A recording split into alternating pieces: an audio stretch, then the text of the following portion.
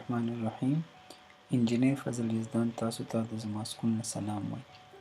زه امید ساتم د الله تعالی په فضل و کرم سره به تاسو ښه او خوشحاله یئ. نن به زه په زما سکول کې ستاسو سره د سټوډنټ د کلاس او د سیکشن په حوالې سره خبرې کوم چې د سټوډنټ په د یو کلاس نه بل کلاس ته تاسو څنګه چینج کوئ یا د یو سټوډنټ سیکشن به تاسو څنګه چینج کوئ په زما سکول سافټویر کې. نو راځئ چې زه په تاسو باندې د هغې پریکټس وکړم.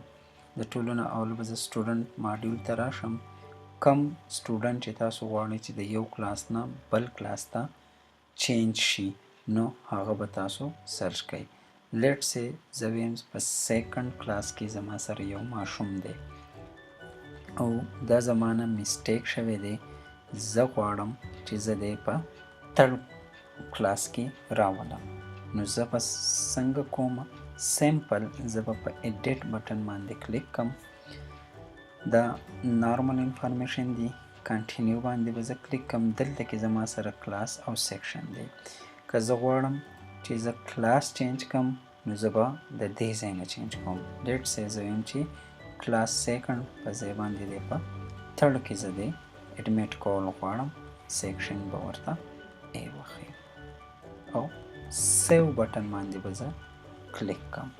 نو دا سټوډنټ به زما سره د کلاس سیکنډ نه کلاس تھرډ سیکشن ای ته ترانسفر شي. اوس زه دا کنفرم کوم. زه به کلاس تھرډ سیکشن ای نو دا ماشوم زما سره راغلی دی. دغه شان که زه دا غواړم چې زه د یو سیکشن نه بل سیکشن ته چینج کم نو هغه به هم په دې سیم پروسس باندې کیږي. زه امید ساتم دې ویډیو ټیوټوریال نه پس په زما سکول کې تاسو یو ماشوم د یو کلاس نه بل کلاس ته یا د یو سیکشن نه بل سیکشن ته په اسانه باندې چینج کولی شئ. که بیا هم تاسو ته څه قسمه ایشو وي تاسو زما په موبایل نمبر 033941436 یا زما PTCL نمبر 09467242955 باندې رابطه کولی شئ. الله حافظ.